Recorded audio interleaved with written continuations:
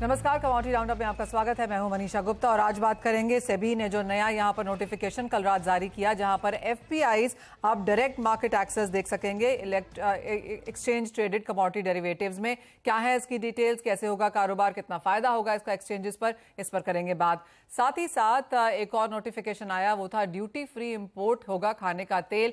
इसकी क्या इम्पैक्ट रह सकते हैं इंपोर्ट्स पर और प्राइसेस पर, इस पर भी करेंगे चर्चा।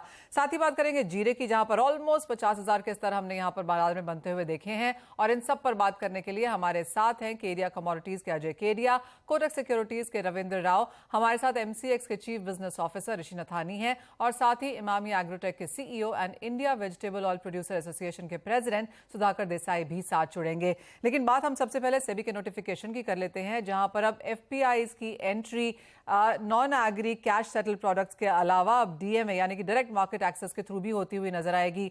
ऋषि, बहुत शुक्रिया साथ जुड़ने का। कैसे देखते हैं आप इस मार्केट को, कैसे काम करेगा ये, और एक्सचेंज में कितनी तैयारी है इसके लिए? नमस्ते मनीषा। ये बाजार की मांग रही थी कि डीएमए परमिट किया जाए कमोडिटी मार्केट्स में जब एफपीआई को लाया गया, क्योंकि ज्यादातर एफपीआई डीएमए के माध्यम से ही ट्रेड करना प्रेफर करते हैं। तो सेबी ने बहुत इसको सुनते हुए हमें ये अनुमति दी है। इससे कई फायदे होते हैं, क्योंकि जो एफपीआई है वो ब्रोकर के माध्यम से एक्सचेंज प्लेटफॉर्म को डायरेक्टली एक्सेस कर सकता है, और इससे मार्केट में उसके ट्रेड्स की कॉन्फिडेंशियलिटी रहती है, उसके स्लिपेजेस की चांस कम रहती है, इम्पैक्ट कॉस्ट कम रहता है, और उसके स्ट्रैटेजीज जो भी हैं वो अच्छे से चला पाता है। तो इससे ओवरऑल डेप्थ और लिक्विडिटी भी बढ़ने की आशा है मार्केट। एंड किस तरह की प्रिपेयर्डनेस है, और हम ये भी समझते हैं कि सेबी ने पिछले कुछ समय में, चाहे वो एआईएफ्स है या पोर्टफोलियो मैनेजमेंट है या म्यूचुअल फंड्स को अलाउ किया। पिछले साल हमने देखा कि एफपीआईज यहाँ पर in cash settle non agree में भी इंट्रोड्यूस होते हुए नजर आए। इन सभी की किस तरह की ग्रोथ एज ऑफ नाउ देखने को मिली है ऋषि, और क्या करने की जरूरत है टू एंश्योर कि हम यहाँ पर पार्टिसिपेशन बढ़ता हुआ देखें? देखिए, सभी अपने तरफ से तो काफी प्रोग्रेसिवली स्टेप्स ले रहा है और मार्केट को धीरे धीरे एक एक चीज दे रहा है, और उसमें ग्रोथ भी देख रहे हैं। जहां तक एफपीआई का सवाल है, पिछले लगभग 20 दिन से एफपीआई एक्सचेंज पे ट्रेड कर रहे हैं, और उसमें भी अच्छा वॉल्यूम पिकअप दिखाई दे रहा है और पार्टिसिपेशन भी बढ़ रहा है। और हम ये देख रहे हैं कि और धीरे धीरे ज्यादा एफपीआई एक्सचेंज के साथ जुड़ते जा रहे हैं। तो मैं ये मानता हूँ कि जो भी ये स्टेप्स लिए जा रहे हैं, मार्केट की डेप्थ और लिक्विडिटी को बढ़ाने की तरफ ही इसका आउटपुट हो रहा है। हाँ बिल्कुल, तो मार्केट की डेप्थ और लिक्विडिटी तो बढ़ेगी, लेकिन ऋषि एक चीज़ और है, अगर आप ग्लोबल मार्केट्स में देखें तो जितना पार्टिसिपेशन हम कमोडिटीज़ में ग्लोबल मार्केट्स में देखते हैं उतना इंडियन मार्केट्स में अभी नहीं है। तो अब क्या इस डेवलपमेंट के बाद ये एक्सपेक्ट करना चाहिए कि at par with global markets उतने ही फ्लोज हम इंडियन कमोडिटीज़ में एक्सपेक्ट करेंगे? और दूसरा एक सवाल और कि एफपीआईज को जो डीएमए मिला है, इससे क्या एल्गो ट्रेडिंग को और बढ़ावा मिलेगा?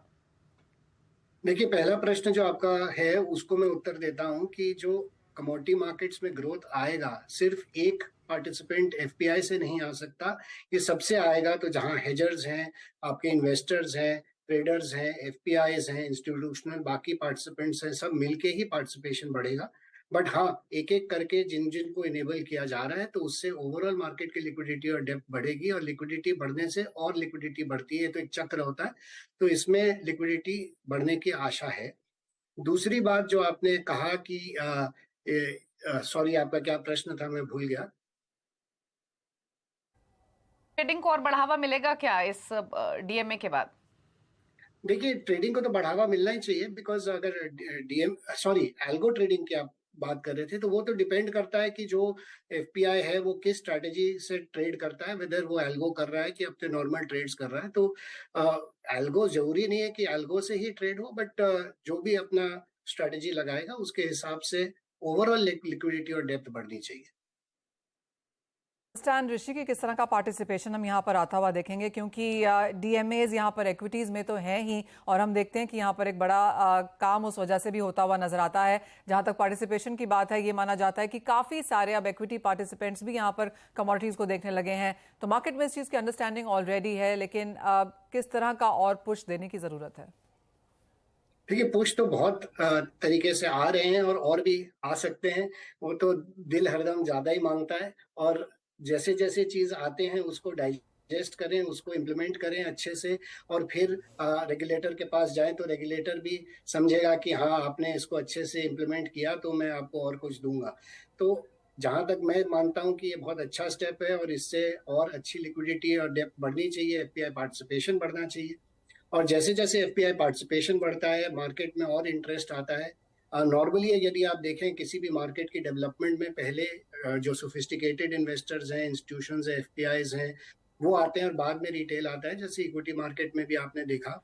तो यहाँ पे कमोडिटी मार्केट में हिस्टोरिकल रीजन से जो भी कारण है उसके कारण धीरे धीरे ये मार्केट को खोला जा रहा है, और मैं तो मानता हूँ कि ये बहुत प्रोग्रेसिव स्टेप है रेगुलेटर के तरफ से। और आगे बढ़ते हुए हम यही देखेंगे कि कमोडिटी मार्केट्स में जो ग्रोथ है वो बहुत अच्छी होगी, और भारत के लिए तो ये बहुत जरूरी है, क्योंकि हम इतने बड़े प्रोड्यूसर कंज्यूमर हैं इतने प्रकार के कमोडिटीज के। और साथ ही साथ मैं तो ये भी चाहूंगा कि भारत के जितने कॉरपोरेट्स हैं जिनकी एक्सपोजर है कमोडिटीज की, वो भी आके यहाँ पे हेजिंग और अपना बढ़ाएं, ताकि ये मार्केट और इंक्लूसिव और ग्रोथ इसमें और अच्छा दिखाई दे। एब्सोल्युटली ऋषि, एक चीज तो काबिल तारीफ है, जैसे आपने भी कहा कि सेबी की तरफ से जिस तरह से हम यहाँ पर मार्केट लगातार ओपन होता हुआ देख रहे हैं, एज ऑफ नाउ यहाँ पर ये खुलेगा बाजार, हम ऑलरेडी यहाँ पर इस चीजों के लिए तैयार रहेंगे। आप कैसे देखते हैं अजय, सेबी की तरफ से इस स्टेप को, ऑफकोर्स सीडा कमेटी की तरफ से हमने वो रिकमेंडेशन आता हुआ देखा था, और ये माना गया कि जिस तरह की बातें हैं, जिस तरह के पुशेज हैं, सेबी उनको इनकॉर्पोरेट करता हुआ नजर आया भी है।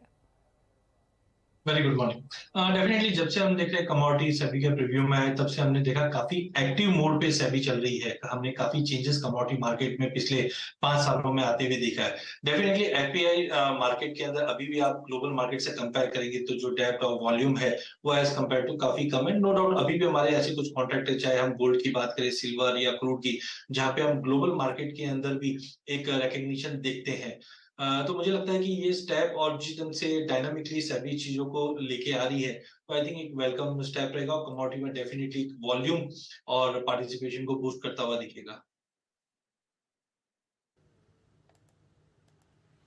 ओके, चलिए, तो ये तो रही एफपीआईज को डायरेक्ट एक्सेस मिलने की बात। तो जैसे ऋषि ने कहा और बाकी एक्सपर्ट्स ने भी कहा कि इससे फ्लोज तो इम्प्रूव होने ही चाहिए, लिक्विडिटी बढ़नी चाहिए और मार्केट की डेप्थ भी बढ़ने के पूरे आसार हैं। शुक्रिया आपका ऋषि आने के लिए शो में और अपने व्यूज़ देने के लिए इस डेवलपमेंट पे। बड़ी खबर और इस खबर पर किस तरीके का इम्पैक्ट होगा उसका एनालिसिस आपने सुना। बहुत क्विकली एक संक्षेप में रविंद्र का भी कमेंट ले लेते हैं, और उसके बाद एक और बड़ी खबर है क्रूड पाम ऑयल से जुड़ी हुई, क्रूड सनफ्लावर ऑयल से जुड़ी हुई, उस पर भी चर्चा करेंगे।